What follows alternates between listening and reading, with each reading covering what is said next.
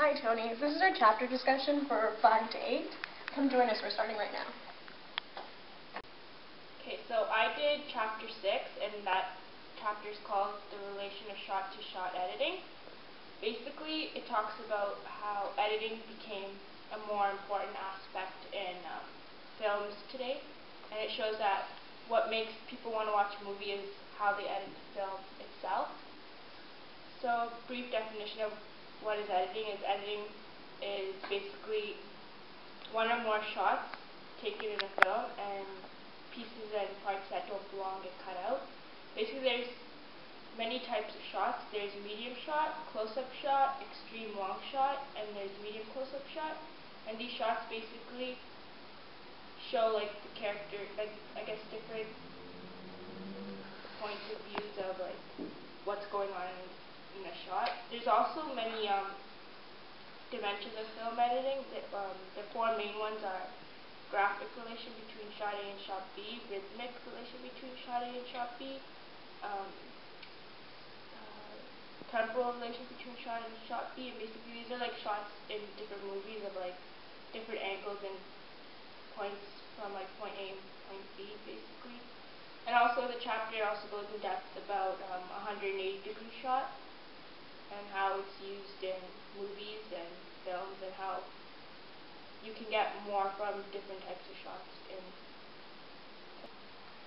So I did chapter 8, style as a formal system. Throughout the chapter I learned that stylistic patterns are a major part of any film, and a way to be more familiar with those styles is by analyzing them. And the book showed 4 ways in order to do that. One was to determine the organizational structure, and so that's kind of like to understand how the film is put together as a whole. So if it's a narrative, you know that you need to show the audience the beginning and the end of your story. The second part was identify the salient techniques used. Here you have to be able to spot things such as color, lighting, framing, the editing and the sound and everything. And the third is to trace out patterns of techniques.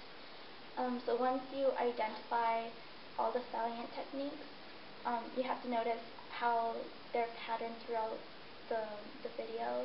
So you have to make sure that it's consistent and that it's not all over the place, and it has to be consistent. The fourth part is to propose functions for the salient techniques and the patterns they form. So here you have to look for the role that the style plays in the film's overall form, such as if the use of camera movement tends to create suspense by delaying the revelation of story information. That was the example it used in the book. They also said, like, does the composition of the shot make us concentrate on a particular detail, or if the music creates surprise or suspense within the film, like those types of things you would have to look out for.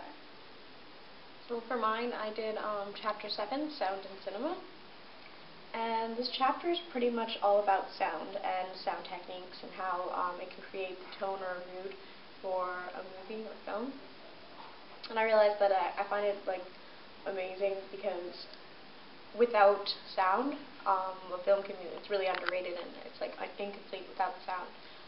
For example, like there's a YouTube clip with an episode of How I Met Your Mother.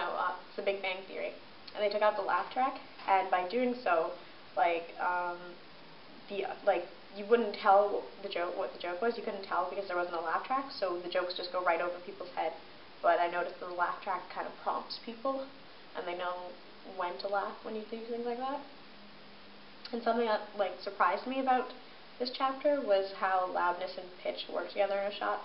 They gave an example in the textbook of if it's a far shot of let's say a busy city, it'll be louder, and then if they need to zoom up on people in that city, then the noise in the background is muted, although it would still remain loud, and then the focus is on the 2 main characters as well out as people.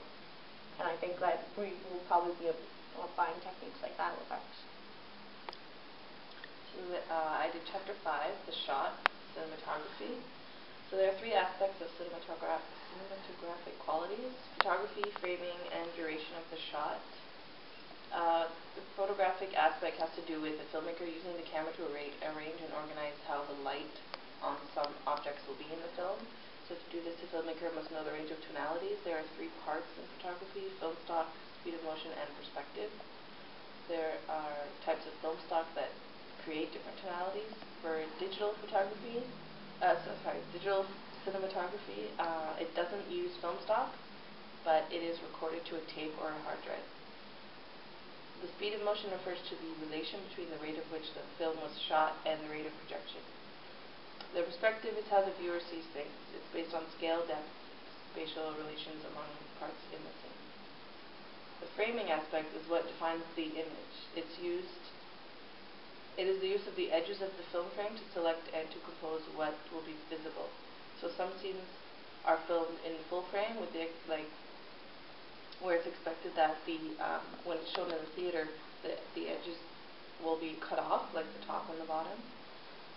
So sometimes the filmmaker can use something from, and it's also known as widescreen. So when you widescreen movies, it cuts off the top and the bottom because most filmmakers use full frame, and you can see like lighting and other equipment at the top or the bottom of the frame. Sometimes the filmmakers can use something from off-screen to make the scene more exciting. For example, if you see a hand, if you're looking at a scene, a woman, like the example in the book, the woman is sitting and she's like talking to her friends, whatever, and then all of a sudden you see a hand, and she kind of signals to her, but all you see is the hand, and then all of a sudden you're wondering who is that, and so the angle, the level, and the height and the distance of the frame are also important. The duration of the shot affects how we understand it. So there could be a scene where it's clearly nighttime, but in the same shot you will see the light change and suddenly it's daytime. The actual events of the story could have been 7 hours, but in the scene it takes like a minute or 2. So long takes refer to the length of a shot. So these are shots that last more than 10 seconds, which was the norm before the 1930s. Long takes tend to be done in medium or long shots because this allows viewers to experience the shot for themselves, meaning the viewer can find what they feel is important in the shot. Although there is no cutting in long takes, the camera and the actor's movements separate the important part of the scene. So how did the chapter help me as a director? Well, it taught me that a director not only directs the cast and crew, but also the audience's attention and their reaction to the film. And that's something that actually really surprised me in the reading, because I never really thought of the audience in that way, as them actually noticing the style of a film and how the audience has certain expectations. Like when they're viewing a film, they kind of expect to see that when you're showing in your character, that you get a close-up of the character because you want to see exactly how they look like. When the character's moving, you expect the director to make sure that the camera is following that person and not just sticking to one point and letting everyone else move around. Like, the audience has certain expectations that aren't really always verbalized, because it's always something that we want to see, and as a director it helps to know that, because we would keep that in mind, not only for me but as a whole group. Let's keep in mind that what we do, every little thing that we do, has an effect.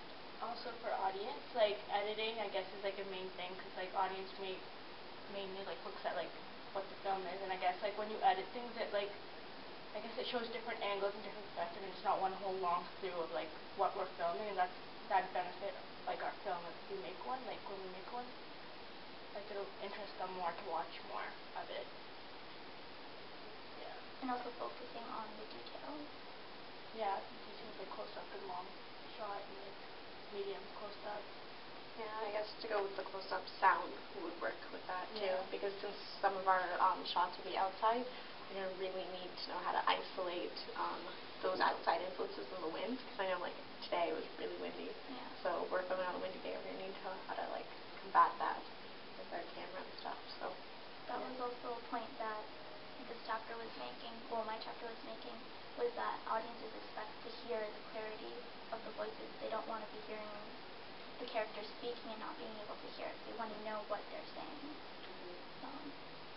And to go with editing, part of it is editing. Like I said before, in widescreen, they cut it off because it shows equipment, lighting and stuff. And I think like what my chapter would be good for us because it helps us it's going to help us, because we're doing a short film, like the part about the duration of the shot, because we're doing a short film, we have to explain a lot in like a few seconds. Like every second is going to count. And this chapter is going to help us with that. Yeah, I think that was the most important. And because we're going to be doing that fast forward scene. Yeah. And so that this chapter is going to help